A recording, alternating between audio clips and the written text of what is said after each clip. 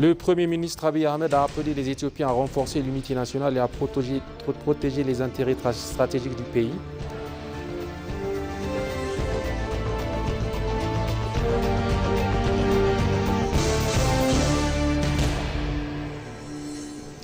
Le dialogue national, une voie historique vers un avenir commun et la réconciliation, déclare le président de la Commission.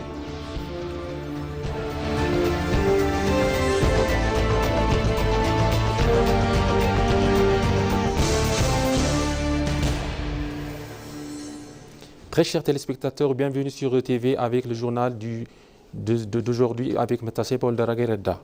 Le Premier ministre Abiy Ahmed a rencontré hier après-midi la haute représentante de l'Union européenne pour les affaires étrangères et la politique de sécurité, Kaja Kallas. Les échanges ont porté sur le renforcement des relations entre l'Union européenne et l'Afrique, les défis régionaux ainsi que l'élargissement de la coopération économique. Dans un message publié sur Abiy Ahmed a qualifié cette rencontre de productive, soulignant que les deux parties ont examiné des questions d'intérêt commun afin de consolider leur partenariat stratégique. Elles ont également réaffirmé leur volonté de promouvoir le commerce, les investissements et le développement entre l'Éthiopie, l'Afrique et l'Union européenne.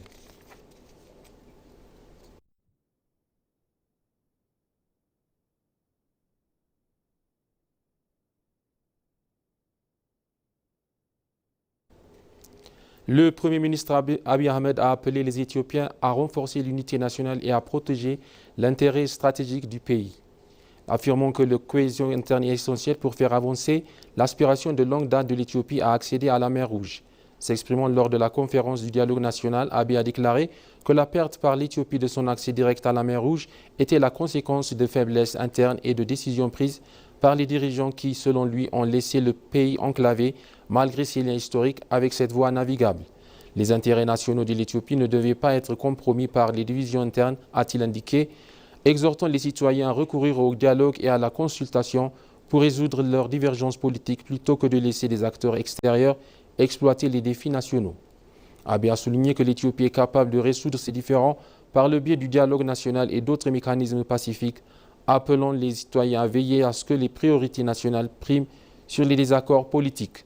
Réaffirmant la volonté de l'Éthiopie de coopérer avec d'autres pays, le Premier ministre a déclaré que le pays était prêt à nouer des partenariats fondés sur le respect mutuel et l'intérêt commun. Il a toutefois insisté sur le fait que les décisions touchant à la souveraineté et aux intérêts stratégiques de l'Éthiopie devraient être prises par les Éthiopiens. Il a conclu en exhortant les partenaires extérieurs à s'engager aux côtés de l'Éthiopie dans un esprit de coopération, soulignant que le respect de l'histoire, de la souveraineté et des aspirations nationales du pays était essentiel pour établir des relations durables et mutuellement bénéfiques.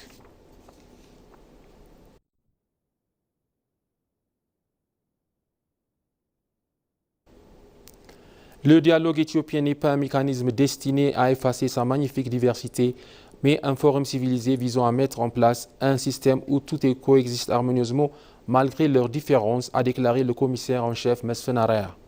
S'exprimant lors de la conférence nationale de dialogue à Addis Abeba, le commissaire en chef s'est montré optimiste quant à la capacité de ce rassemblement historique à favoriser un consensus national solide, à penser les blessures historiques et à jeter les bases d'un avenir commun et pacifique. Mesfen a souligné que bien que l'Éthiopie puisse se prévaloir d'une histoire glorieuse et d'une riche diversité culturelle, elle a sans cesse été mise à l'épreuve par des désaccords politiques profondément enracinés. Il a ajouté que les divergences idéologiques sont le signe d'une démocratie vivante et que la tragédie ne survient que lorsque la société tente de résoudre ces divergences par la violence, l'exclusion et le ressentiment. Le président de la Commission a appuyé que les objectifs ultimes de ce dialogue historique sont d'ancrer une culture du dialogue autour d'une table ronde, de penser les blessures historiques et de favoriser un nouveau lien de confiance entre les citoyens, les forces politiques et l'État. La conférence de dialogue national a réuni 4000 représentants issus de plus de 1200 waradas. Au cours des prochaines semaines, ces représentants mèneront des délibérations visant à aborder les problèmes les plus urgents et les plus profondément enracinés de l'Éthiopie.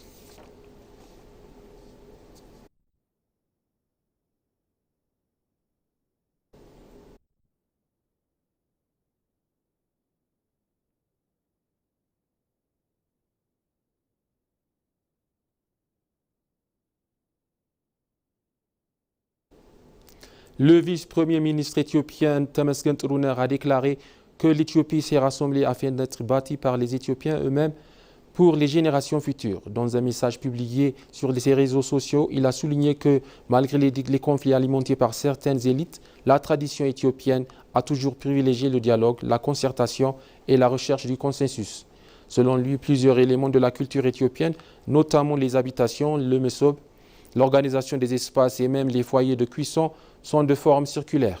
Cette conception symbolise l'égalité entre tous, sans distinction entre le début et la fin, entre les proches et les éloignés, ni entre ceux qui entrent et ceux qui sortent. Le cercle favorise ainsi une participation équitable de chacun aux discussions.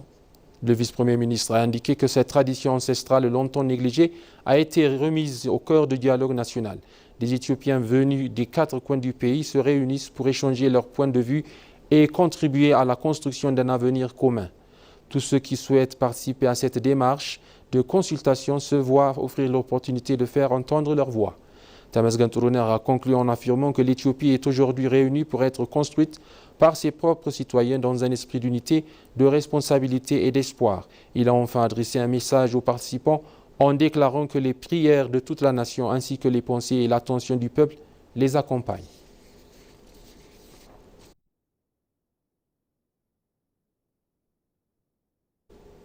Le dialogue national éthiopien constitue un témoignage et un jalon majeur dans la mise en œuvre d'une paix et d'une croissance durable, car la paix, la stabilité et l'unité du pays sont essentielles pour la région et le continent dans son ensemble, a déclaré Bankole Adeoye, commissaire de l'Union africaine chargé des affaires politiques, de la paix et de la sécurité.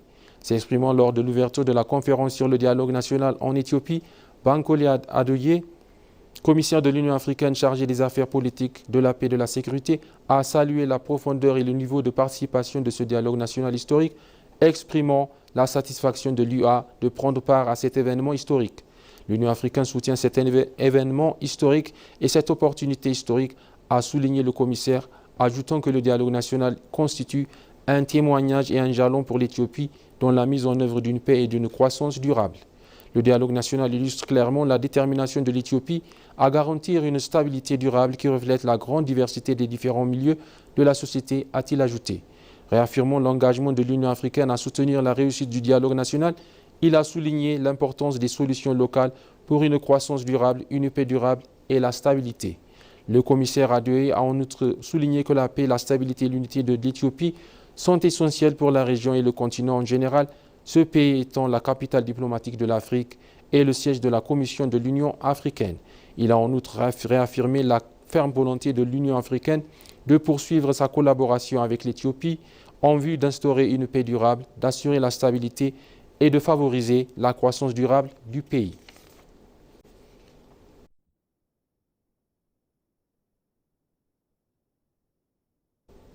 Lors de l'ouverture de la conférence sur le dialogue national qui s'est tenue hier, l'ancien président nigérien et envoyé spécial de l'Union africaine pour la Corne de l'Afrique, Olusegun Obasanjo, a exprimé sa profonde reconnaissance au Premier ministre Abiy Ahmed pour son leadership visionnaire, son patriotisme et son dévouement envers l'avenir de l'Éthiopie. Il a également évoqué les parallèles historiques et sociaux profondément enracinés entre le Nigeria et l'Éthiopie, soulignant leur parcours similaire face aux défis nationaux. L'ancien président nigérian a averti que les conflits internes n'apportaient aucun bénéfice et étaient bien plus dévastateurs que la lutte contre un adversaire extérieur. Il a insisté sur le fait que les nations devraient se prémunir avec diligence contre les dangers des troubles civils, exhortant la population à préserver le tissu de son unité. Obasanjo a félicité la Commission nationale de dialogue pour ses réalisations remarquables et ses préparatifs minutieux menés à ce jour. Il a souligné que les principaux objectifs stratégiques de ce dialogue consistent à forger une société solide et unifiée et à rallier tous les Éthiopiens autour d'une grande vision commune. L'ancien président a en outre souligné que faire de l'Éthiopie une force motrice en Afrique et un pôle d'attraction sur la scène internationale reste un pilier stratégique essentiel de ce dialogue. Il s'est dit convaincu que ces nobles aspirations sont tout à fait réalisables et a exhorté l'Assemblée à rester résolument concentrée sur ses objectifs stratégiques afin d'assurer un succès durable.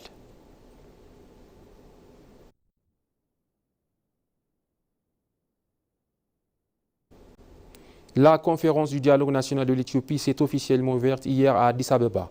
Le Premier ministre Abiy Ahmed, de hauts responsables gouvernementaux, des membres de la communauté diplomatique, des chefs religieux, des anciens ainsi que d'autres invités ont assisté à la cérémonie d'ouverture. Suivant les détails présentés par Aïda Garrama. Bonjour à toutes et à tous, chers téléspectateurs, mesdames et messieurs, bienvenue sur EBC. Aujourd'hui donc, je me trouve ici au Centre international de la Convention d'Addis Abeba, c'est le 15 juillet 2026. Aujourd'hui donc débute la journée du dialogue national éthiopien. Donc comme nous le savons, tôt le matin, nous sommes situés ici sur place, à Addis Abeba, la ville capitale éthiopienne. Donc cette journée, ça représente une très grande journée historique, je peux le dire. Et on a plus de 4000 participants qui se sont situés ici, qui sont présents, c'est-à-dire des diplomates, des hauts fonctionnaires. Le Premier ministre Abiy Ahmed aussi est présent. Il a mentionné, il a proclamé, je peux dire, beaucoup de choses à propos de cette journée. Les pères religieux, ils ont commencé à prier tôt le matin en communiquant avec les autres hauts fonctionnaires. C'était une très grande cérémonie. C'était en train de se dérouler jusqu'à maintenant et maintenant ils ont terminé. Le Premier ministre Abiy Ahmed a commencé son discours. Il a dit que nous, les Éthiopiens, nous sommes en train d'avancer en avant, en prospérité. Et maintenant, toutes les personnes qui sont venues de toutes les régions, des diplomates, aussi des diasporas de divers pays sont venus pour s'adapter et rester ici pour célébrer cette grande cérémonie d'ouverture du dialogue national éthiopien de cette année. Alors le Premier ministre Abiy Ahmed a annoncé que tous les citoyens, toutes les personnes qui vivent ici en Éthiopie doivent s'unir ensemble. Il ne faut pas penser les choses qui sont passées, il faut juste avancer en avant pour amener l'Éthiopie en bon état.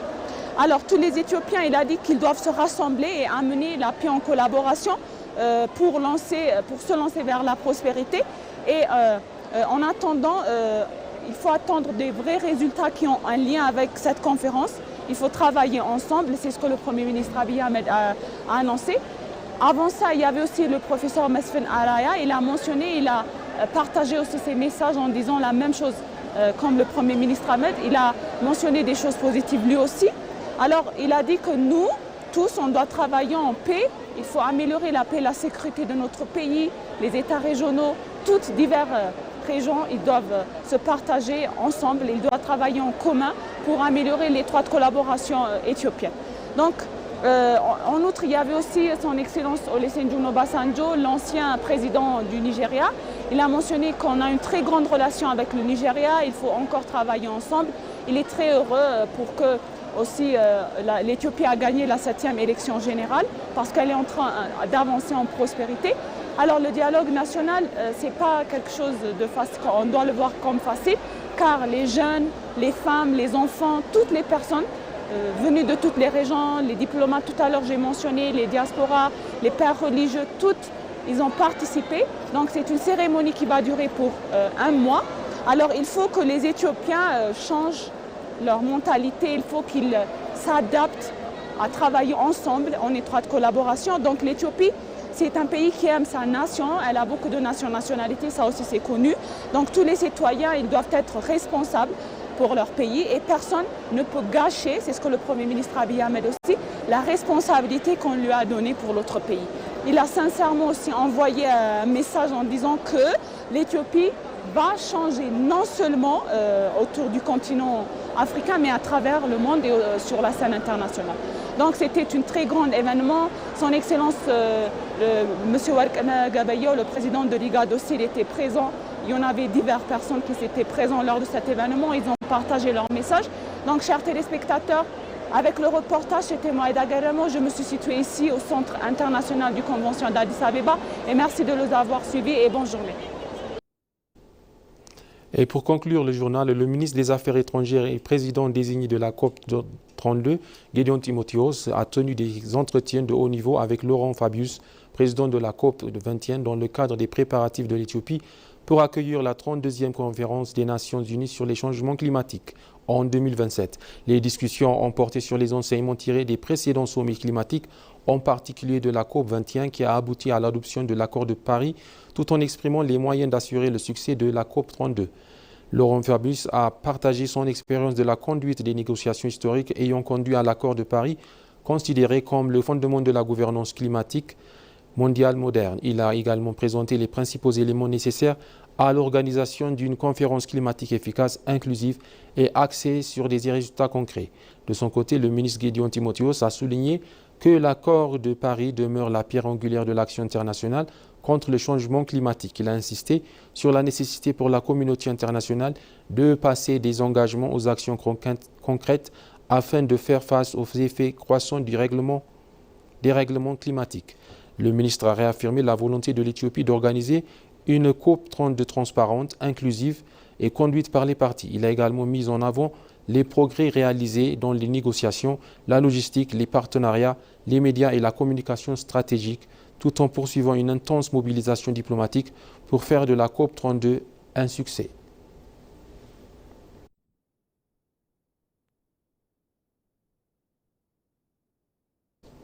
Nous vous rappelons les titres principaux. Le Premier ministre Abiy Ahmed a appelé les Éthiopiens à renforcer l'unité nationale et à protéger les intérêts stratégiques du pays.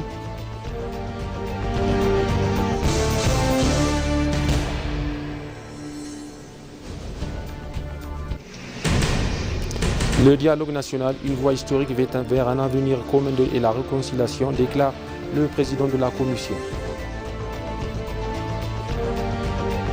Très chers téléspectateurs, ainsi s'achève le journal. Merci de l'avoir suivi et bonne suite de programmes sur ETV.